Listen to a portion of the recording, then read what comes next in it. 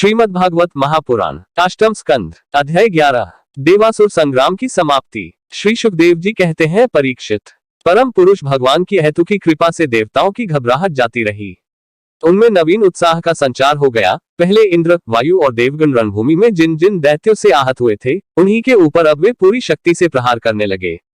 परम ऐश्वर्यशाली इंद्र ने बलि से लड़ते लड़ते जब उन पर क्रोध करके वज्र उठाया, तब सारी प्रजा में हाहाकार मच गया। बलि अस्त्र शस्त्र से सुसज्जित होकर बड़े उत्साह से युद्ध भूमि में बड़ी निर्भयता से डटकर विचर रहे थे। उनको अपने सामने ही देखकर हाथ में वज्र लिए हुए इंद्र ने उनका तिरस्कार करके कहा, मूर्ख, जैसे नर बच्चों की आंखें बांधकर अपने जादू से उनका धन ऐंठ लेता है, वैसे ही तू माया की चालों से हम पर विजय प्राप्त करना चाहता है। तुझे पता नहीं कि हम लोग माया के स्वामी हैं, वो हमारा कुछ नहीं बिगाड़ सकती। जो मूर्ख माया के द्वारा स्वर्ग पर अधिकार करना चाहते हैं और उसको लांघ कर ऊपर के लोकों में भी धाक जमाना चाहते हैं, उन लुटेरे मूर्खों को मैं उनके पहले स्थान से भी नीचे पटक देता हूँ। ना समझ, तूने माया की बड़ी बड़ी चालें चली है। देख, आज मैं अपने 100 धार वाले वज्र से तेरा सिर धड़ से अलग किए देता हूँ। तो अपने भाई बंधुओं के साथ जो कुछ कर सकता हो करके देख ले।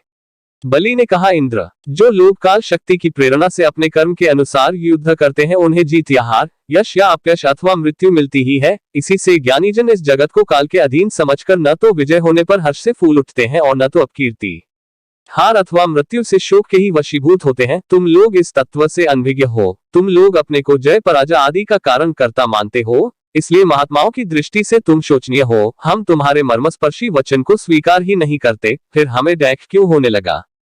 श्री सुखदेव जी कहते हैं, वीर बलि ने इंद्र को इस प्रकार फटकारा। बलि की फटकार से इंद्र कुछ झेप गए। तब तक वीरों का मान मर्दन करने वाले बलि ने अपने धनुष को कान तक खींच खींच कर बहुत से बाण मारे।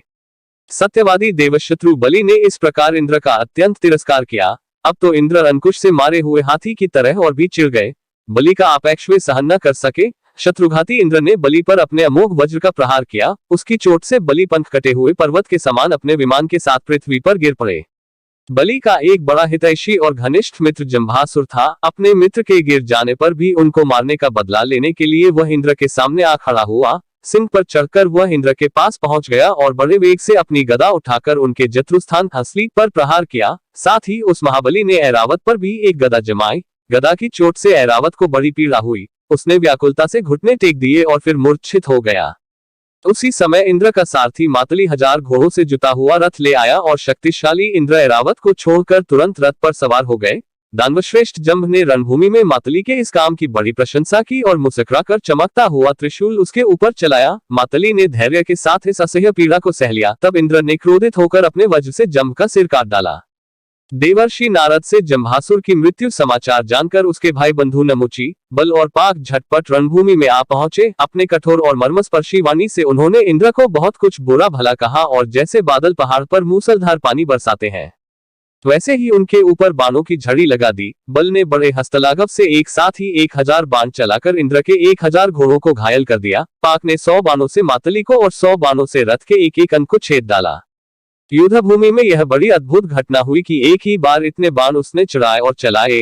नमुची ने बड़े बड़े 15 बाणों से, जिनमें सोने के पंख लगे हुए थे, इंद्र को मारा और युद्ध भूमि में वह जल से भरे बादल के समान गरजने लगा। जैसे वर्षाकाल के बादल सूर्य को ढक लेते हैं, वैसे ही असुरों ने बाणों की वर्षा से इंद्र और उनके रथ तथा सारथी को भी चारों ओर से ढक दिया।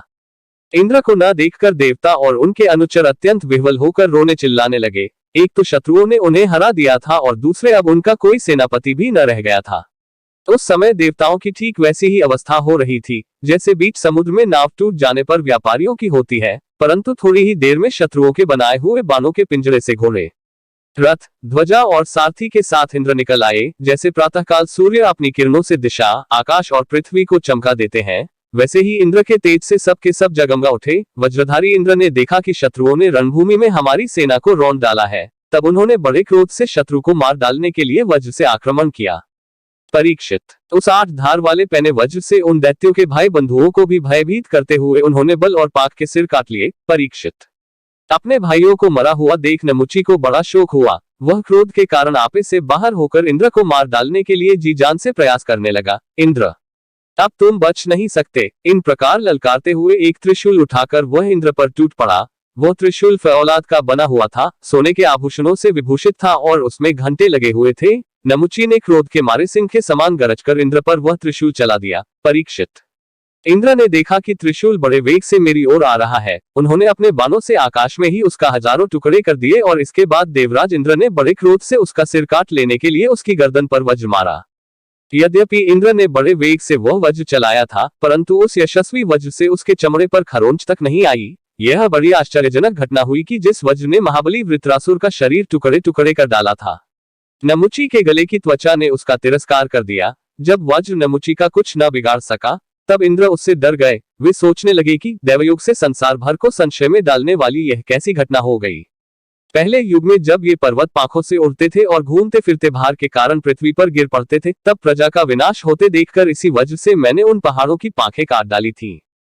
त्वष्टा की तपस्या का सार ही वृत्रासुर के रूप में प्रकट हुआ था, उसे भी मैंने इसी वज्र के द्वारा काट डाला था। और भी अनेकों दैत्य जो बहुत बलवान थे और किसी अस्त्र शस्त्र से जिनके चमड़े को भी चोट नहीं पहुंचाई जा सकी थी, इसी वज्र से मैंने मृत्यु के घाट उतार दिए थे। वही मेरा वज्र मेरे प्रहार करने पर भी इस तुच्छ असुर को न मार सका, अतः अब मैं इसे अंगीकार नहीं कर सकता। यह ब्रह्मतेज से बना है तो क्या हुआ, अब तो निकम्मा हो चुका है। इस प्रकार इंद्र विषाद करने लगे। उसी समय यह आकाशवाणी हुई, यह दानव न तो सूखी वस्तु से मर सकता है न गीली से। इसे मैं वर दे चुका हूं कि सूखी या गीली वस्तु से तुम्हारी मृत्यु न होगी। इसलिए इंद्र, इस शत्रु को मारने के लिए अब तुम कोई दूसरा उपाय सोचो। उस आकाशवाणी को सुनकर देवराज इंद्र बड़ी एकाग्रता से विचार करने लगे। सोचते सोचते उन्हें सूझ गया कि समुद्र का फेन तो सूखा भी है, गीला भी, इसलिए न उसे सूखा कह सकते हैं न गीला। अतः इंद्र ने उस न सूखे और न गीले समुद्र फेन से नमुची का सिर काट डाला। उस समय बड़े बड़े ऋषि मुनि भगवान इंद्र पर पुष्पों की वर्षा और उनकी स्तुति करने लगे।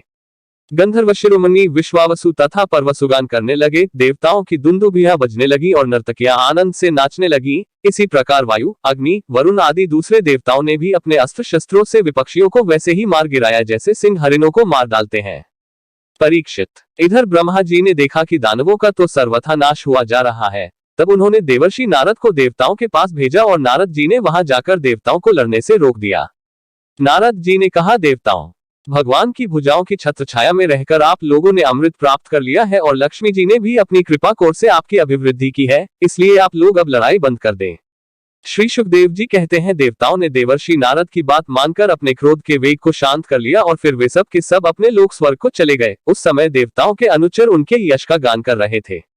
युद्ध में बचे हुए दैत्यों ने देवर्षि नारद की सम्मति से वज्र की चोट से मरे हुए बलि को लेकर अस्ताचल की यात्रा की। वहां शुक्राचार्य ने अपनी संजीवनी विद्या से उन असुरों को जीवित कर दिया जिनके गर्दन आदि अंग कटे नहीं थे, बच रहे थे। शुक्राचार्य के स्पर्श करते ही बलि की इंद्रियों में चेतना और मन में स्मरण शक्ति आ गई।